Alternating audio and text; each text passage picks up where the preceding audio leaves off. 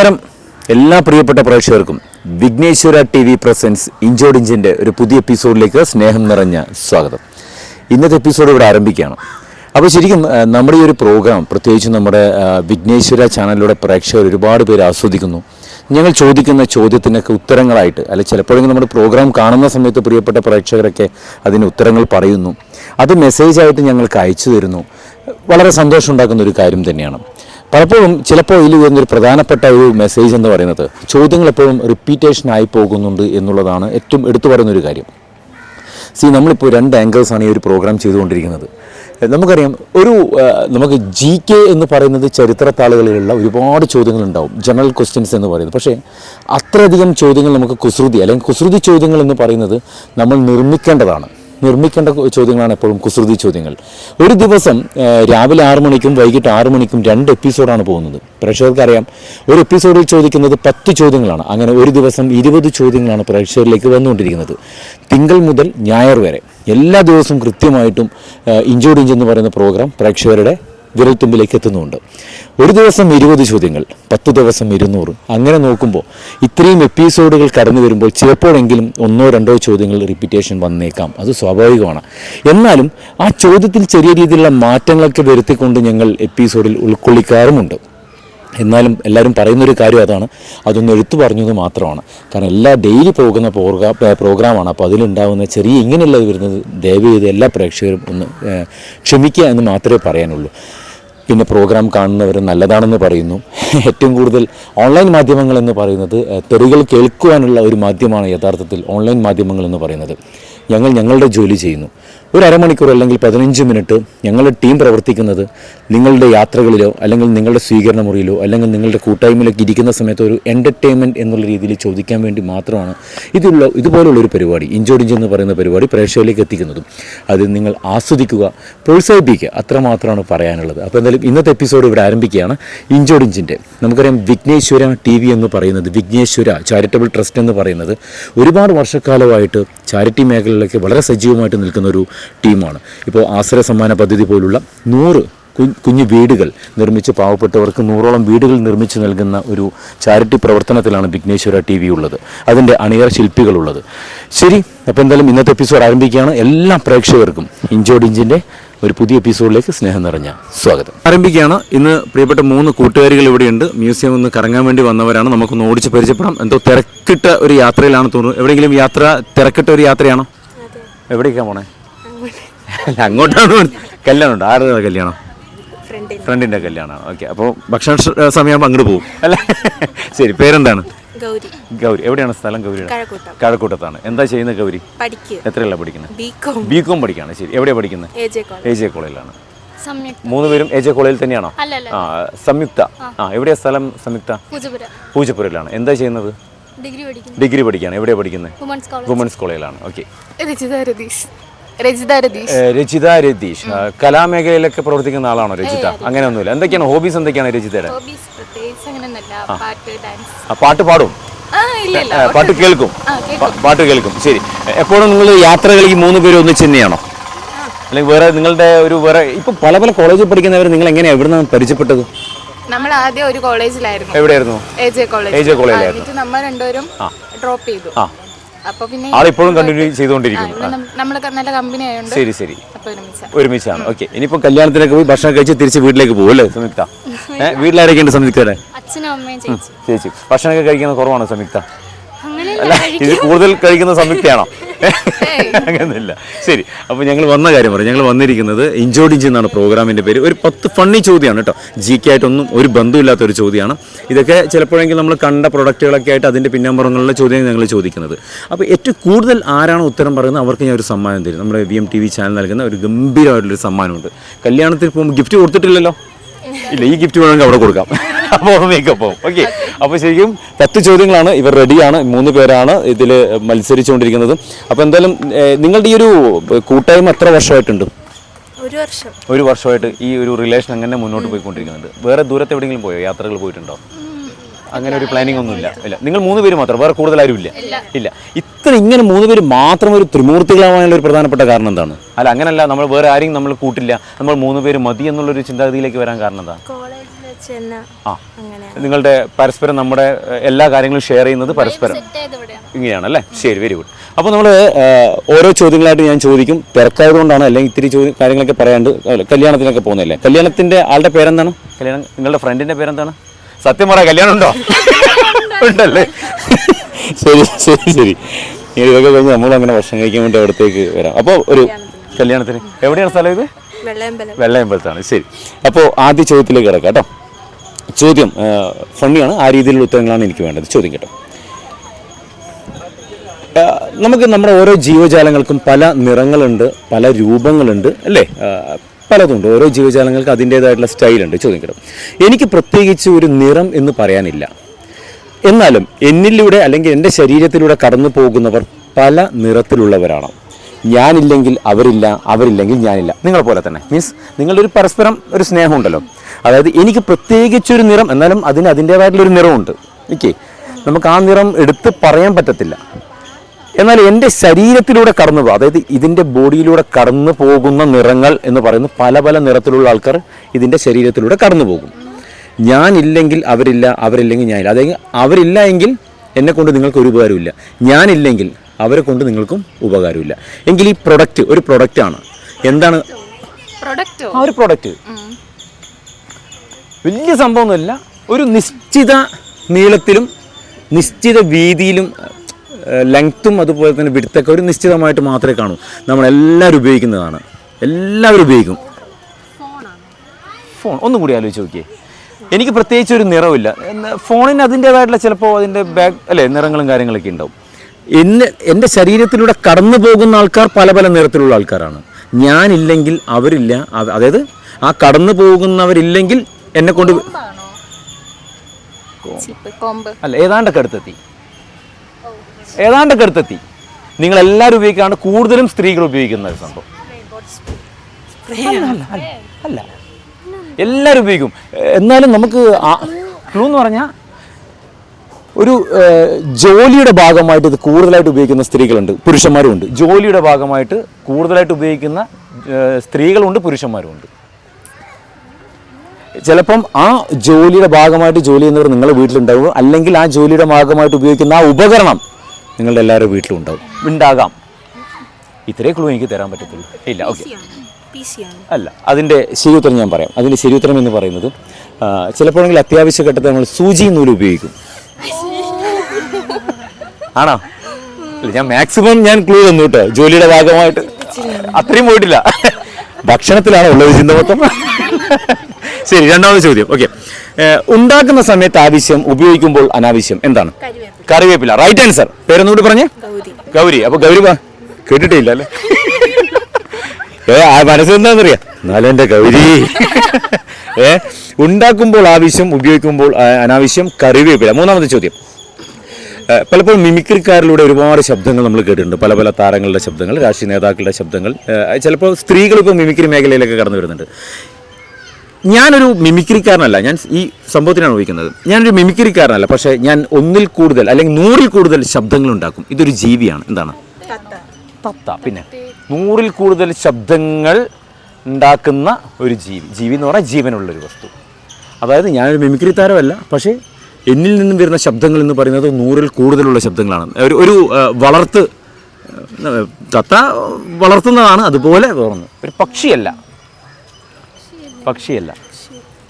ചിലപ്പോൾ നമുക്ക് മീൻസ് ആ ഒരു പക്ഷി അല്ലെങ്കിൽ ഒരു മൃഗം വർഗത്തിൽപ്പെട്ടത് വളർത്തുന്നതാണ്. അപ്പോൾ നമ്മളെ വീട്ടിലുണ്ടാവും. കോഴി എന്ന് പറയുമ്പോൾ ഭയങ്കര ചിരിയാണല്ലോ. ആലോചിച്ച് നോക്ക്, പറയാ. ഇത് ഗസ് ചെയ്യൂ ഒരു ഉത്തരം. ഏതായാലും നിങ്ങൾക്ക് പെട്ടെന്നൊരു കൺഫ്യൂഷൻ ഉണ്ടാക്കും. എന്നൊരു ഗസ് ചെയ്യാന്നുള്ളത് മാത്രമാണ്. ഗസ് ചെയ്യുകയാണെങ്കിൽ ഏതായിരിക്കും? നേരത്തെ അത്ര വേണോ? നമ്മൾ വീട്ടിൽ വളർത്തുന്ന ഒരു പെറ്റാണത്. മുയൽ എന്ന് പറയുന്നു. ഒന്ന് ഗസ് ചെയ്യണമെങ്കിൽ പറഞ്ഞോ. ചിലപ്പോ അത് ഉത്തരം ശരിയായേക്കാം. വീട്ടിലേതെങ്കിലും ഇതുണ്ടോ? പെറ്റ്സ് ഉണ്ടോ? പറ്റത്തില്ല. ശരി ഓക്കെ. വീട്ടിലെന്തെങ്കിലും അങ്ങനെ പട്ടിയുണ്ട്. ഓക്കെ. ഇവിടെ ഏതൊക്കെയാ വീട്ടിലെ? പൂച്ചയുണ്ട്. ഓക്കെ. ഇനി ഒന്ന് ഗസ് ചെയ്യണമെങ്കിൽ പെട്ടെന്ന് ഗസ് ചെയ്തോ. ഞാനൊരു മിമിക്രി താരമല്ല, പക്ഷെ എന്നിലൂടെ വരുന്ന ശബ്ദങ്ങൾ എന്ന് പറയുന്നത് പ്രാവ് ഒരു പക്ഷിവർഗത്തിൽപ്പെട്ടതല്ല.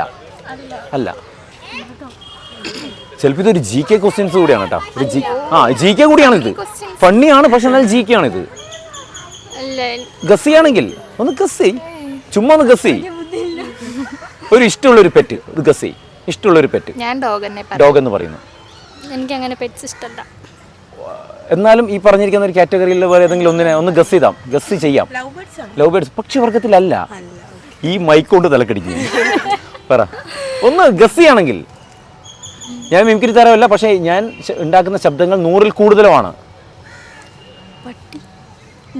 ഡോഗ് എന്ന് പറയുന്നത്. ശരി. അപ്പൊ അതിന്റെ ശരി ഉത്തരം എന്ന് പറയുന്നത് പൂച്ചയാണ്. പൂച്ച പറഞ്ഞായിരുന്നോ? ആദ്യം പറഞ്ഞായിരുന്നോ? ആദ്യം പറഞ്ഞോ? ആര് പറഞ്ഞു? ഞങ്ങൾ രണ്ടുപേരും പറഞ്ഞു. പൂച്ചയാണെന്ന് പറഞ്ഞിരുന്നു. ഉറപ്പായിട്ട് പൂച്ചയാണെന്ന് പറഞ്ഞായിരുന്നു. അപ്പൊ പൂച്ചയെന്ന് പറഞ്ഞായിരുന്നു. കുഴപ്പമില്ല, എന്താ ശരി. പൂച്ച എന്ന് പറഞ്ഞിരിക്കുന്നു. ശരിയുത്തരം പൂച്ചയ്ക്കാണ് 100-ൽ കൂടുതൽ ശബ്ദങ്ങൾ ഉണ്ടാക്കാൻ കഴിവെന്ന് പറയുന്നത്. അത് ശ്രദ്ധിച്ചാൽ മതി. പൂച്ച അത് പഠിച്ചിട്ടുണ്ടായിരുന്നു ഇതുവരെ? പഠിച്ചിട്ടില്ല. പൂച്ച ഒരു വ്യക്തിയെ കാണുമ്പോൾ കരയുന്ന ഒരു ശബ്ദം, അല്ലെങ്കിൽ അപകട സമയത്ത് കരയുന്ന ഒരു സൗണ്ട്, ഇതൊക്കെ വ്യത്യാസം ഉണ്ടാവും. ഓക്കെ, ഇനി അടുത്ത ചോദ്യം. വേദന ഉണ്ടാക്കുന്ന ഹരം. എല്ലാവർക്കും ഓരോ ഹരങ്ങളുണ്ട്. സിനിമ കാണുക എന്ന് പറയുന്ന ഒരു ഹരമാണ്, സംസാരിക്കുന്നത് ഒരു ഹരമാണ്, പാട്ട് കേൾക്കുന്ന ഒരു ഹരമാണ്. എന്നാൽ വേദന ഉണ്ടാക്കുന്ന ഒരു ഹരം ഏതാണ്? വേദന ഉണ്ടാക്കുന്ന ഹരം. വേദന ഉണ്ടാക്കുന്ന ഹരം. ഇതിലൊരു ഹരം എന്ന വാക്ക് ഒളിഞ്ഞു കിടക്കുന്നുണ്ട്. നിങ്ങൾക്കറിയായിരിക്കും, ഒന്നും കൂടി ചിന്തിക്കേണ്ടി വരും. വേദന ഉണ്ടാക്കുന്ന ഹരം. പരിഹാരമല്ല, ഏതാണ്ട് കരുത്തെടുത്തിട്ട് അതൊന്നുകൂടിയും ഇതാക്കി കഴിഞ്ഞാൽ വേദന പ്രവർത്തിക്കേ. ഇതില്ല സപ്പോർട്ട് ചെയ്യാൻ വേണ്ടിയിട്ട് ആള്. വേദന ഉണ്ടാക്കുന്ന ഹരം. വേദന ഉണ്ടാക്കുന്ന ഹരം. ഇല്ല. ഹരം എന്ന വാക്ക് ഇത് ഒളിഞ്ഞു കിടക്കുന്നുണ്ട്. ഇതൊരു വേദന ഉണ്ടാക്കും. ഹരം, അഹങ്കാരം. അതിൽ ഹ മാത്രമേ ഉള്ളൂ. ഓക്കെ, അതിന്റെ ശരിയുത്തരം എന്ന് പറയുന്നത് പ്രഹരം. പ്രഹരം എന്ന് പറയുന്നത് അടി. കേട്ടിട്ടില്ല? പ്രഹരം കേട്ടിട്ടില്ല? പ്രഹരം എന്ന് പറയുന്നത് അടി എന്നുള്ളതാണ് അർത്ഥം. ഓക്കെ, അടുത്ത ചോദ്യം. തീരാറായി. ഓക്കെ, ഒരു പക്ഷിയുടെ പേരിൽ അറിയപ്പെടുന്ന സാങ്കല്പിക സംഖ്യ എത്രയാണ്? ഒരു പക്ഷി, നമുക്ക് എല്ലാവർക്കും നമ്മുടെ നാട്ടിൻപുറങ്ങളൊക്കെ കാണുന്ന ഒരു പക്ഷിയുടെ പേരിൽ അറിയപ്പെടുന്ന ഒരു സാങ്കല്പിക സംഖ്യ. നമ്മളത് കാക്കത്തൊള്ളായിരം. റൈറ്റ് ആൻസർ കാക്കത്തൊള്ളായിരം. ഓക്കെ. ആറാമത്തെ ചോദ്യം. ഒരു സ്ത്രീയുടെ പേരാണ്, ആദ്യ അക്ഷരം പോയാൽ ഒരു പുരുഷന്റെ പേരാകും. ഒരു സ്ത്രീയുടെ പേര്, നമ്മുടെ നാട്ടിൻപുറങ്ങൾക്കുള്ള ഒരു വളരെ സിമ്പിളായിട്ടുള്ള ഒരു പേര്. ആദ്യത്തെ അക്ഷരം മാറ്റിക്കഴിഞ്ഞാൽ ഒരു പുരുഷന്റെ പേരായിട്ട് മാറും.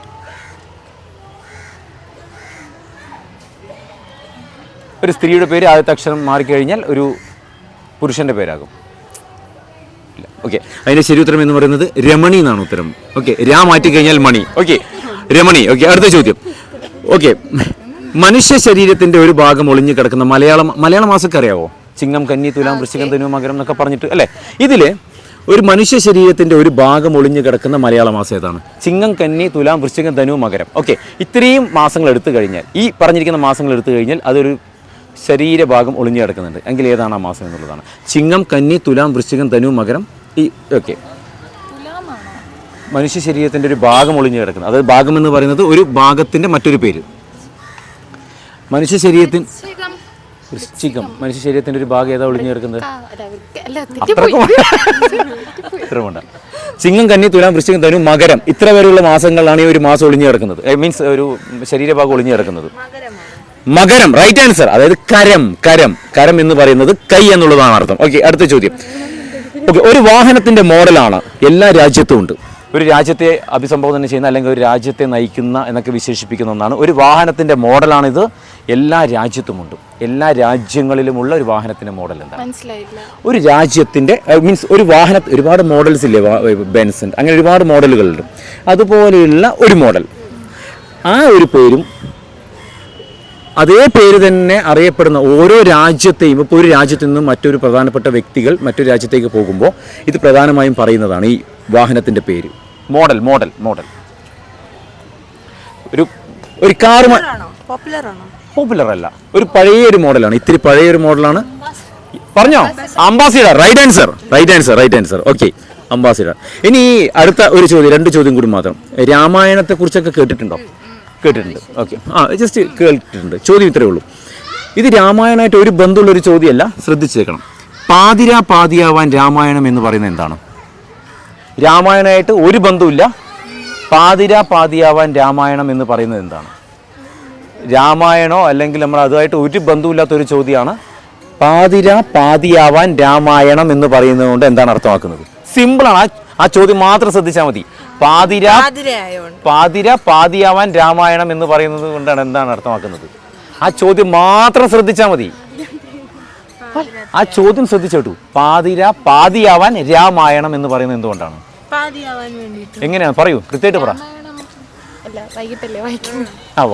രാമായണമൊക്കെ വായിക്കാം, അതൊക്കെ രാമായണമായിട്ട് ഒരു ബന്ധമില്ല. പാതിരാ പാതിയാവാൻ രാമായണം എന്ന് പറയുന്നത് എന്തുകൊണ്ടാണ്? ആ ചോദ്യം പാതിരാ പാതിയാവാൻ രാമായണം എന്ന് പറയുന്നത് എന്തുകൊണ്ടാണ്? സിമ്പിളാണത്. ഏതാണ്ട് പാതിരാ പാതിയാവാൻ രാമായണം എന്ന് പറയുന്നത് എന്തുകൊണ്ടാണ്?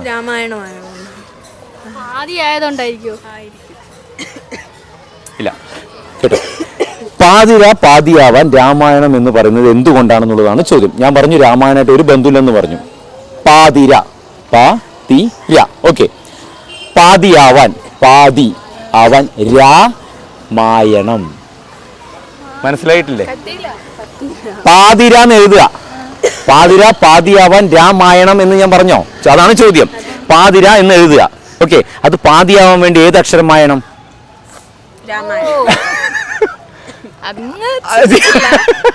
പാതിര പാതിയാവാൻ രാമായണം എന്ന് പറയുന്നത് പാതിര എന്നുള്ള വാക്ക് പാതിയാവാൻ രാ എന്ന് പറയുന്ന അക്ഷരം മാറണം. ശരി, 10ാമത്തെ ചോദ്യം. ഇപ്പം കൂടുതൽ ഉത്തരം പറഞ്ഞിരിക്കുന്ന കൂട്ടുകാരിയാണ്. ചോദ്യം ഇത്രയാണ്: യാത്രക്കാരൻ ടിക്കറ്റ് എടുക്കാത്തത് കൊണ്ട് എപ്പോഴെങ്കിലും യാത്ര ചെയ്തിട്ടുണ്ടോ ടിക്കറ്റ് എടുക്കാതെ? ഇതുവരെ ഇല്ല. ഓക്കെ. ഈ യാത്രക്കാരൻ ടിക്കറ്റ് എടുക്കാത്തത് കൊണ്ട് മോശമായി അറിയപ്പെട്ടിരുന്ന വാഹനം ഏതാണ്? ഇപ്പോഴും അത് അറിയപ്പെടാറുണ്ട്. യാത്രക്കാരൻ ടിക്കറ്റ് എടുക്കാത്തത് കൊണ്ട് തന്നെയാണ്. ആ, എങ്ങനെയാണത്? യാത്രക്കാരൻ ടിക്കറ്റ് എടുക്കാത്തത് കൊണ്ട് ഒരു മോശം പേര് മേലിൽ ചാർത്തിയിരിക്കുന്ന വാഹനം ഏതാണ്? ഏതാണ്ട് കരുത്തത്തി ട്രെയിൻ. അതെന്താന്നുള്ളത് മാത്രം പറഞ്ഞാൽ മതി. തീവണ്ടി. റൈറ്റ്. അത് എന്തുകൊണ്ടാണെന്നുള്ളതാണ് പറയേണ്ടത്. യാത്രക്കാരൻ ടിക്കറ്റ് എടുക്കാത്തത് കൊണ്ട് ഈ ഒരു പേര് ഈ ഒരു വാഹനത്തിനുണ്ട്. എന്തായിരിക്കും ആ പേരെന്നുള്ളതാണ് ചോദ്യം. പണ്ടേ നമ്മൾ കേട്ടിട്ടുണ്ട്, പഴയ ആൾക്കാരൊക്കെ പറയുന്നുണ്ട്, ഞാൻ ഇങ്ങനെ കയറി എന്നൊക്കെ പറയാറുണ്ട്. തീവണ്ടി എന്നുള്ളത് കള്ളവണ്ടി. Right answer. അതായത് യാത്രക്കാരൻ ടിക്കറ്റ് എടുക്കാതെ യാത്ര ചെയ്തത് കൊണ്ട് ഒരു എന്താ പറയുക പേരുദോഷം വന്ന ഒരു വാഹനം ഏതാണെന്നുള്ളതാണ് ചോദ്യം. കള്ളവണ്ടി എന്നുള്ളതാണ് തീവണ്ടി. പിന്നെ പൊതുവെ കള്ളവണ്ടി കേട്ടിട്ടില്ലേ? കേട്ടിട്ടുണ്ട്. പൊതുവെ പറയുന്നതാണ് കള്ളവണ്ടി കയറി എന്ന് പറയും. പക്ഷെ ഇത് ആരെങ്ങനെ എപ്പോൾ കയറിയൊന്നും അറിയത്തില്ല. അപ്പൊ അതിന് കൂടുതൽ ഉത്തരം പറഞ്ഞിരിക്കുന്നത് കൂട്ടുകാരുടെ പേര് പറ. എന്തിനാ കരയുന്ന ഗൗരി? സന്തോഷാശ്രി. ഇപ്പൊ മനസ്സിലാവുന്നത് ഇവിടെ ഗ്രൂപ്പ് ഒന്നും ഒഴിവാക്കേണ്ട സമയമായി. കളയത്തൊന്നുമില്ല. ഓക്കെ. അപ്പോൾ ആളാണ് കൂടുതൽ ഉത്തരം പറഞ്ഞിരിക്കുന്നത്. നമ്മുടെ ഇന്നത്തെ എപ്പിസോഡിലെ വിജയ് എന്ന് പറയുന്നത് നമ്മുടെ പ്രിയപ്പെട്ട ഗൗരി അല്ലേ? ഗൗരിയാണ് ഇന്നത്തെ ഇഞ്ചോടിഞ്ചിന്റെ വിജയ്. അപ്പോൾ ഗൗരികളെ ഞങ്ങളുടെ സ്നേഹ സമ്മാനം. അപ്പോൾ ഇന്നത്തെ ഈ ത്രിമൂർത്തികളിലെ വിജയ് എന്ന് പറയുന്നത് ഗൗരിയാണ്. നല്ല ടീമാണ്. പക്ഷേ ചോദിക്കുന്ന ചോദ്യങ്ങൾക്ക് പെട്ടെന്ന് ഉത്തരം പറയാൻ പറ്റാത്തത് മറ്റൊന്നുമല്ല, കാരണം ചിന്ത മൊത്തം ബോളിയിലും പായസത്തിലൊക്കെ ആണോന്നൊരു സംശയമുണ്ട്. ശരി, അപ്പോൾ കുഴപ്പമില്ല. സന്തോഷം കേട്ടോ. എന്തായാലും മത്സരിച്ചിൽ ഒരുപാട് സന്തോഷം. VMTV ന്യൂസ് ചാനൽ നൽകുന്ന ഞങ്ങളുടെ സ്നേഹം നിറഞ്ഞ സമ്മാനം. ഒന്ന് ടച്ച് ചെയ്തോളൂ. ഓക്കെ. അപ്പോൾ എന്തായാലും നന്നായിട്ട് പഠിക്കുക. ഈ ഒരു ബന്ധങ്ങൾ എപ്പം കാത്തു സൂക്ഷിക്കട്ടെ. നിങ്ങൾ പോകുന്ന ആ കല്യാണത്തിന് നിങ്ങളുടെ സുഹൃത്തിനോട് ഞങ്ങളുടെ VMTV ചാനൽ എല്ലാവിധ ആശംസകളും പറയുക. ഓക്കെ. ഈശ്വര പ്രസൻസ് ഇഞ്ചോടിഞ്ചിൻ്റെ ഇന്നത്തെ എപ്പിസോഡിൻ്റെ സമയം ഇവിടെ അവസാനിക്കുകയാണ്. എപ്പോഴും ചോദ്യങ്ങൾ 10 ചോദ്യങ്ങൾ. അത് ചിലപ്പോൾ നിങ്ങൾ മുന്നേ കേട്ടതായിരിക്കാം, അല്ലെങ്കിൽ കേൾക്കാൻ ആഗ്രഹിക്കുന്ന ചോദ്യങ്ങളായിരിക്കാം. എപ്പോഴും പുതുമയുള്ള ചോദ്യങ്ങൾ ചോദിക്കാൻ വേണ്ടി ഞങ്ങൾ മാക്സിമം നോക്കാറുണ്ട്. ചിലപ്പോഴെങ്കിലും റിപ്പീറ്റേഷൻ വരാറുണ്ട്, അത് ഞങ്ങൾക്കറിയാം. ദയവേത് എല്ലാ പ്രേക്ഷകരും ഒന്ന് ക്ഷമിക്കുക. ഇന്നത്തെ എപ്പിസോഡിൻ്റെ സമയം ഇവിടെ അവസാനിക്കുകയാണ്. നല്ല ചോദ്യങ്ങളൊക്കെ ഉണ്ടെങ്കിൽ ദയവ് ചെയ്ത് നിങ്ങൾ ഈ പരിപാടി കാണുന്നതോടൊപ്പം തന്നെ നിങ്ങളുടെ കയ്യിൽ നല്ല നല്ല ചോദ്യങ്ങളുണ്ടെങ്കിൽ ദയവ് ചെയ്ത് ഞങ്ങൾക്ക് ഇൻബോക്സിൽ അയച്ചു തരാം. നിങ്ങൾ അയച്ചു തരുന്ന ചോദ്യങ്ങൾ തീർച്ചയായിട്ടും നിങ്ങളുടെ പേര് പറഞ്ഞ് ഞങ്ങൾ ചോദിക്കുന്നതാണ്. അപ്പോൾ നിങ്ങളുടെ കയ്യിൽ ഞങ്ങളെക്കാൾ കൂടുതൽ നല്ല നല്ല ചോദ്യങ്ങൾ പ്രിയപ്പെട്ട പ്രേക്ഷകരുടെ കയ്യിലുണ്ടാവും. ശരി, അപ്പോൾ എന്തായാലും ഇന്നത്തെ എപ്പിസോഡിൻ്റെ സമയം ഇവിടെ അവസാനിക്കുന്നു. അടുത്ത എപ്പിസോഡിൽ പുതിയ മുഖങ്ങളും പുതിയ ചോദ്യങ്ങളൊക്കെ ആയിട്ട് നമുക്ക് വീണ്ടും കാണാം. തൽക്കാലം ഇവിടെ പറയുന്നു bye from Sumit Raghav. Take care. By.